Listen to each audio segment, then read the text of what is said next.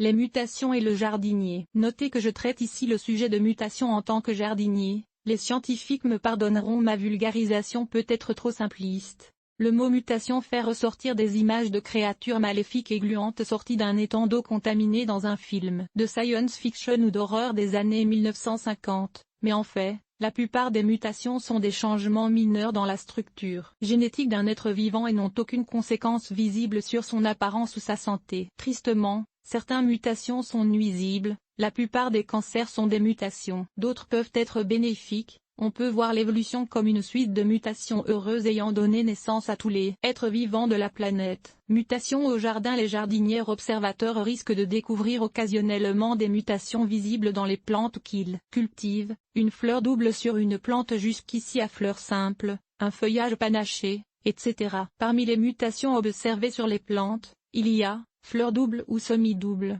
une augmentation du nombre de pétales. Parfois les anthères aussi se mutent en pétaloïdes, donnant une fleur extrêmement double. Fleurs d'une autre couleur, subitement une tige produit des fleurs d'une couleur différente des autres. Parfois c'est une réversion à une forme ancestrale, mais souvent c'est une couleur nouvelle. Panachure, feuillage bicolore, une partie étant normale et chlorophyllienne, verte, l'autre sans chlorophylle ou albinos, ce qui laisse apparaître les couleurs sous-jacentes du feuillage, habituellement blanc, crème ou jaune, mais parfois rose ou autre couleur. Parfois des fleurs montrent aussi un effet bicolore similaire. Ces plantes sont généralement des chimères, elles possèdent deux types de cellules dans la même plante, poussant côte à côte. Ces cactus albinos ont été sauvés d'une morte certaine, on les a greffés sur un cactus vert qui fait de la photosynthèse à leur place. Albinisme, absence totale de chlorophylle. Notez surtout chez de jeunes semis est normalement rapidement fatal. Le semis vit sur les réserves contenues dans la graine, mais aussitôt qu'elles sont consommées, il meurt faute de pouvoir faire de la photosynthèse. Feuillage coloré, vert est la couleur de base des végétaux,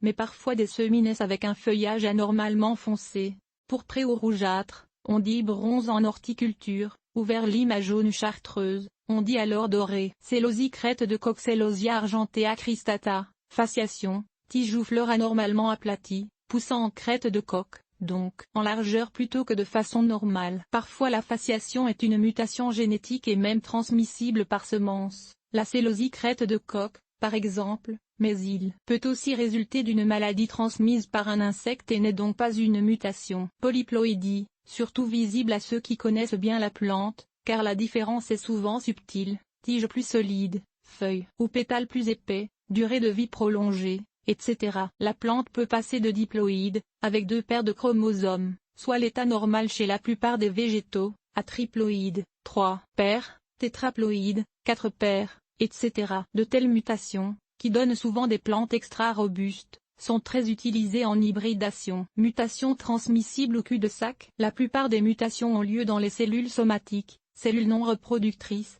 Elles ne sont reproductibles que si on peut multiplier la plante de façon asexuée, par bouturage ou greffage, par exemple. Ainsi, si votre œil est d'Inde tagette, une plante annuelle qu'on peut reproduire uniquement par semence, produit subitement une branche à feuillage panaché, il est fort probable que la mutation s'éteindra avec la mort de la plante à la fin de la saison. Si un feuillage panaché paraît sur un arbuste, par contre, il pourrait être possible de le multiplier par bouturage ou par greffage. Par exemple, l'ISOLM a envoyé la photo d'un pavot d'Orient papaver oriental, à fleurs roses magenta alors que les plantes produisent normalement des fleurs roses pêches. L'année suivante, toutes les leurs étaient roses pêches. La mutation a dû avoir lieu sur une seule tige, ou une partie d'une seule tige, de la plante. Comme les tiges des pavots sont des organes annuels, la mutation a été perdue quand la tige est morte après la floraison. Il aurait peut-être été possible, en laboratoire, de prendre une section de tige mutée de ce pavot et de le multiplier in vitro pour préserver la mutation.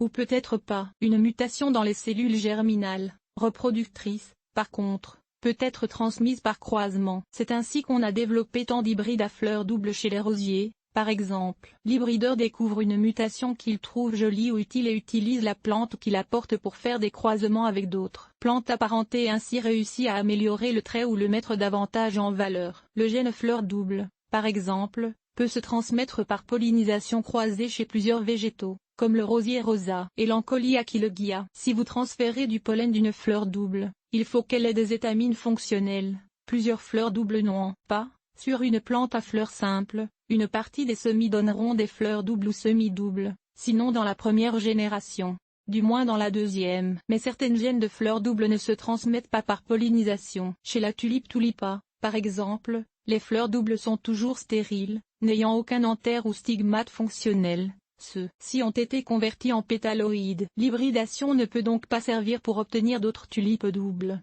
Il faut attendre l'apparition spontanée d'une plante à fleurs doubles à partir de semis ou, par mutation, dans une plantation de tulipes à fleurs simples. Une fois une tulipe double est découverte, et si elle est stable, on peut multiplier le bulbe par division, multiplication asexuée, et ainsi produire un nouveau cultivar. Réversion aussi, plusieurs mutations, même véritables, ne sont pas stables. Elles ont tendance à retourner à leur forme ancestrale. D'ailleurs, on suggère aux hybrideurs de multiplier toute nouvelle plante qu'ils désirent lancer sur le marché pendant 3 générations. La maman doit donner naissance à un bébé identique qui doit à son tour donner une autre plante identique, pour s'assurer qu'elle est réellement fidèle au type avant de procéder. Réversion sur Acer Plantaenoide Drummondi. Photo, Lee Valley Tools. Malgré cela, beaucoup de plantes sur le marché produisent à l'occasion des réversions, des retours à la forme ancestrale, du moins à l'occasion. L'érable de Norvège Arlequin Acer Plantaenoide Drummondi, par exemple, aux feuilles panachées, c'est-à-dire vert ourlé de blanc crème, produit presque toujours, éventuellement, une branche à feuillage normal, entièrement vert. Il faut supprimer ces réversions, sinon elles tendent à dominer la plante, étant souvent plus vigoureuses que les parties mutées, parfois au point où le trait désiré, ici le feuillage panaché, s'efface peu à peu. D'ailleurs, les plantes à feuillage coloré, bronze, doré, panaché, sont particulièrement sujettes aux réversions. Peut-on provoquer des mutations? La plupart des mutations sont spontanées, elles surviennent tout à fait par hasard, mais l'être humain a longtemps essayé de les provoquer. On sait notamment que les dommages causés par les rayons X peuvent provoquer des mutations, généralement nuisibles, mais parfois utiles. Ainsi, maintes plantes ont été bombardées de ces rayons. Certains produits chimiques ont des effets similaires. La colchicine, dérivée du colchique, Colchicum, une jolie plante à bulbe, est connue pour stimuler le dédoublement des chromosomes. La polyploïdie, entre autres. Reste que cela relève plutôt de l'expérimentation scientifique. Le jardinier amateur joue rarement avec de tels outils. Voilà une explication assez simple des mutations chez nos plantes. Gardez l'œil ouvert, vous risquez de trouver une mutation très originale et peut-être de grande valeur parmi les plantes de vos jardins.